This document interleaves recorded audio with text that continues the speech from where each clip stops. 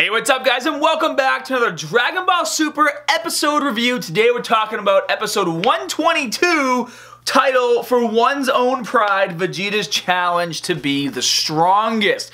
Now I have a couple theories about this episode, and I also have a Vegeta specific power-up theory that has to do with him achieving new levels of power. And if you guys would like me to make that video, make sure you leave your comments down below and smash that like button because it's interesting, and I think you guys are going to agree with me with a lot of the points that I'm going to make in that video. But today we're going to stick to an episode review, and I got to tell you guys, I've been watching some other episode reviews online, and I feel like everybody is just getting starry-eyed over the ending of the episode where it talks about Vegeta getting a new power or mastering Super Saiyan Blue, and they're not really paying attention to what's actually happening in the episode and how Jiren is acting in the episode.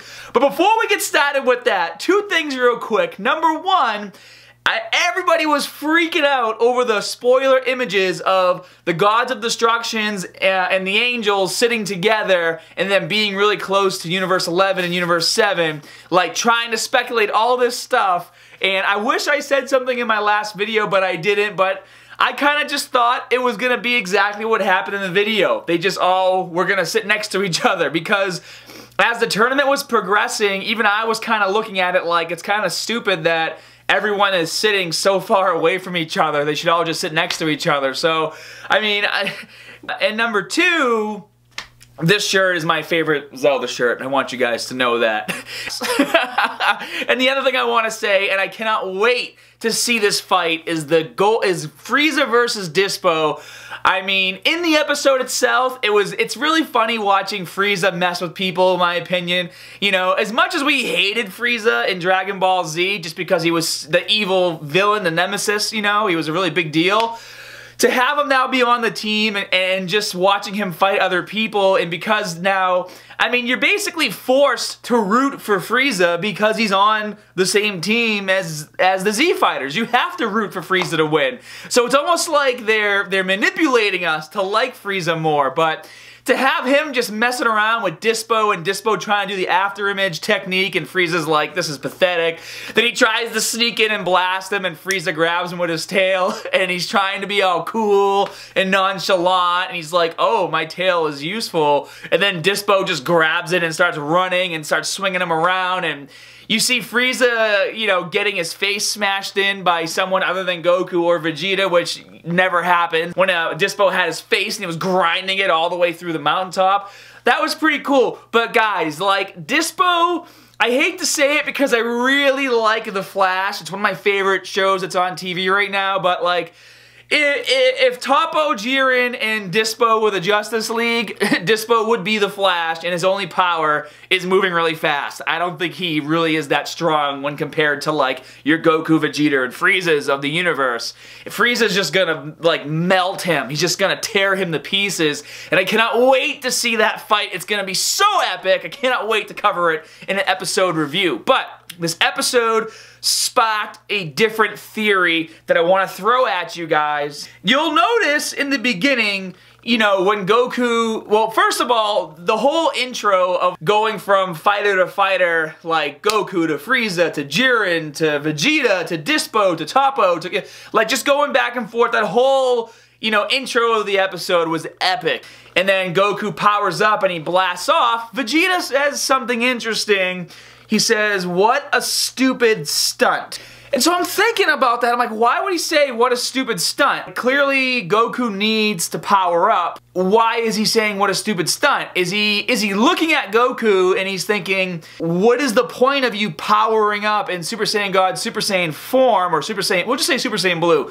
What's the point of Goku going blue if he already has another technique, Ultra Instinct, which he can use to defeat Jiren? And I think that's what Vegeta's saying. Like, what a stupid stunt. Like, wow, you powered up in blue, but we all know that your Ultra Instinct form is the only thing that you can use to take on Jiren, right? And then as Goku's fighting Jiren, you hear, or you see Jiren say something interesting. He's asking Goku, why does he want to become strong? And Goku in Goku form is basically like, I don't know, I just want to be strong. Like, you know what I mean? Like, that's how he is. And then so Jiren says to him, his exact words were that he says, I seek that which lies beyond strength. And these things happened in the beginning of the episode, then the rest of the episode was eyeball stimulation of fighting, and I feel like people kind of forgot about this.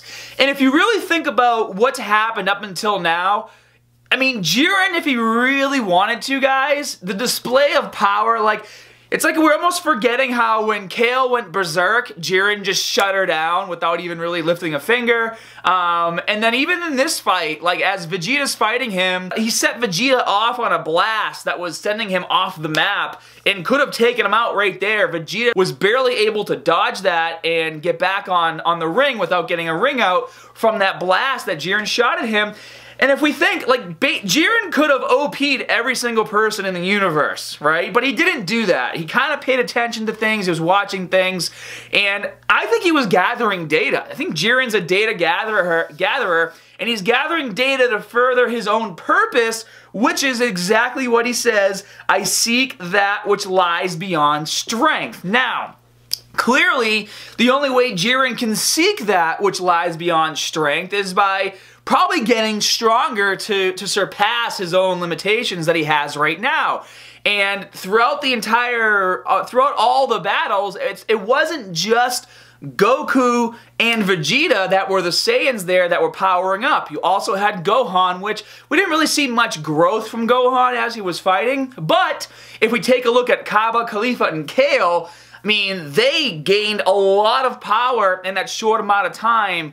And Jiren was paying attention to that. Jiren was watching that. Jiren could have stepped in and blew them all off the stage whenever he wanted to, but he's watching and learning, and he's learning that the Saiyans can basically get better as they fight in the moment. He's learning about their Zenkai boosts, where basically they get pushed to the limit, then they get even stronger. And if you look at the fights of, even when Jiren fights Goku each time, he doesn't try to knock him off the stage. He basically beats him to a point to where he knows Goku can't do anything, and then he kind of just goes away.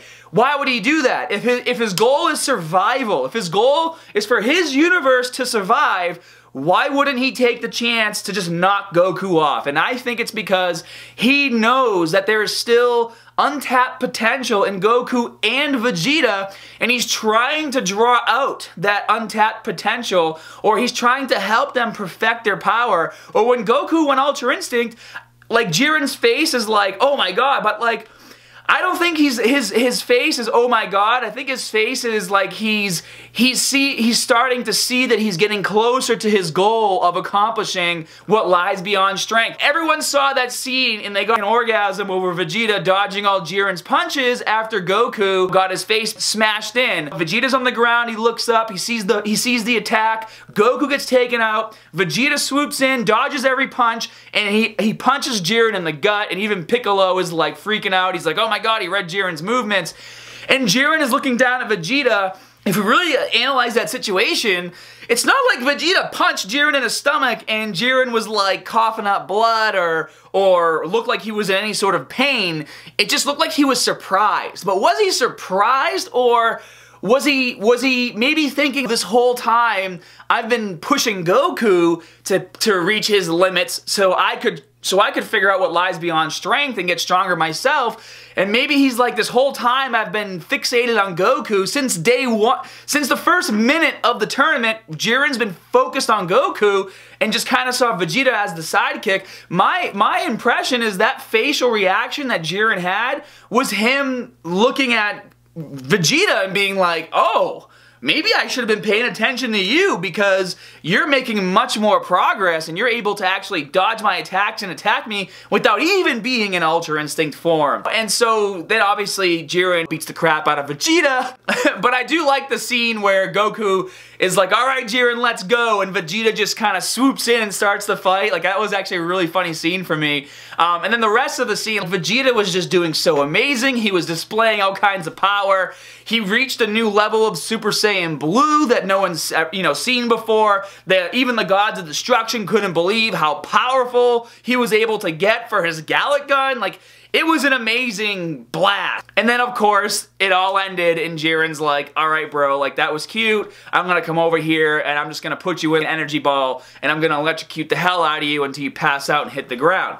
And I'm thinking the whole time, number one, Jiren already showed Vegeta, hey, bro, I can send you off this stage anytime I want with one of my blasts. So the fact that he didn't do it, he did it to Vegeta when Vegeta had power, but the fact that he didn't do it when Vegeta was basically wiped out raises questions to me of what are Jiren's true intentions, and maybe this fight proved to Jiren that Goku and Vegeta are worthy of helping him find out what lies beyond strength. And Jiren knows in the back of his head, now guys, obviously, if Jiren wins the tournament and he knocks off Goku and Vegeta, the tournament's over and then that universe gets erased. Now clearly Jiren has never met anybody else aside from an angel or a god of destruction that displays the same kind of power that he can. So what's Jiren's real motive in this tournament?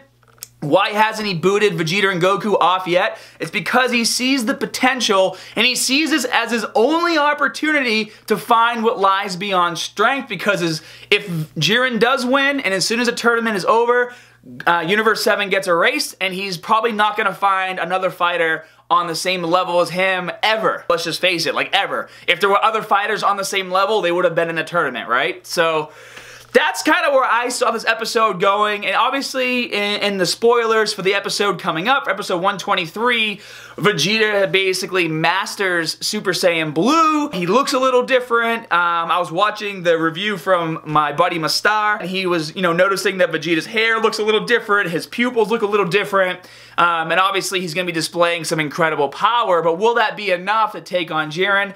I still don't think it is, and if you guys want to see the video of my prediction of what's actually going to happen for Vegeta's power-up, make sure you smash that like button, leave a comment down below. So, my review of the episode is a little different, I think, from everybody else's. It was an amazing episode. There was a lot of scenes that I really liked, but I took a total different message. My message wasn't, oh my god, Vegeta's doing amazing. My message was, alright, I'm starting to figure out this Jiren guy and what he's really all about. So let me know if you agree with me. Thank you so much for watching my video. And guys, as always, more good stuff coming soon, and I'll see you next time.